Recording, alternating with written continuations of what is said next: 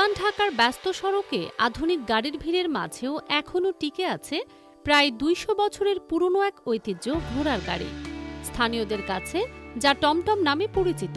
সদরঘাটের collegiate স্কুলের সামনে থেকে গুলিস্তানের গোপাল শাহ মাজার পর্যন্ত প্রতিদিন ছুটে চলে এই ঐতিহ্যবাহী বাহন। সূর্য ওঠার পর থেকেই পুরান ঢাকার কোলাহলের মাঝে শোনা যায় ঘোড়ার খুরের টকটক শব্দ। একসময় রাজা বাদশাহ ও অভিজাতদের বাহন হিসেবে ব্যবহৃত হলেও সময়ের সঙ্গে সাধারণ মানুষের যাতায়াতের মাধ্যম হয়ে ওঠে এই ঘোড়ার গাড়ি। বর্তমানে প্রতিদিন সকাল থেকে সন্ধ্যা পর্যন্ত এই রুটে চলাচল করে টমটমগুলো।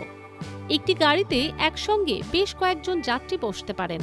জনপ্রতি ভাড়া নেওয়া হয় ৪০ টাকা। ঘোড়ার গাড়ির চালকদের বলা হয় কোচোয়ান। তারা মনে করেন ঢাকার রাস্তায় এটা চালানো মোটেও সহজ নয়। ওনার সাথে আমাদের একটা বন্ধুত্ব সম্পর্ক। ওরে যা কামাই করি ওরে খাওয়াই, ওই আমাদের খাওয়াই। আর যদি ওরা যদি বন্ধুত্ব না হয় তাহলে ঘোড়া চালায় কোনো লাভ নেই।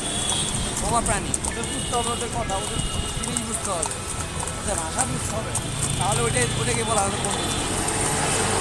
ওদের আসলে প্রতিদিনের খরচটা কেমন হয়? খরচ প্রাপ্য অনেক। যেমন ধরেন ছোটো ঘোড়া হয় 700-800 টাকা একটা ঘোড়া খরচ, বড় ঘোড়া হচ্ছে 1000-1200 টাকা খরচ যায় পার ডে। কোচোয়ানদের ভাষায় ঘোড়ার সঙ্গে তাদের সম্পর্কটা শুধুই কাজের নয়, অনেকটা বন্ধুত্বের মতো। দিনের বেশিরভাগ সময়ই তারা কাটান এই প্রাণীর সঙ্গেই। শুধু এই গুলিস্তান আর সদরঘাট এই জায়গাটাতেই ঘোড়ার গাড়ি এখন পাওয়া যায়, তো অনেক ভালো লাগলো। ভাড়া ৪০ টাকা, সদরঘাট থেকে গুলিস্তান অথবা গুলিস্তান থেকে সদরঘাট ৪০ টাকা ভাড়া। আধুনিক পরিবহনের ভিড়ে আগের মতো যাত্রী না থাকলেও অনেকেই শখ করে বা পুরান ঢাকার ঐতিহ্যের স্বাদ নিতে ওঠেন ঘোড়ার গাড়িতে। আরামদায়কভাবে আসলাম কমফোর্টেবল জার্নি করার জন্য, এবং এটা তো আসলে মানুষের শখের বিষয়। তারা মনে করেন ঢাকার প্রায় ২০০ বছরের এই ঐতিহ্য যেন হারিয়ে না যায়। সবারই প্রত্যাশা পুরান ঢাকার টমটম সংস্কৃতি টিকে থাকুক আগামী প্রজন্মের জন্য।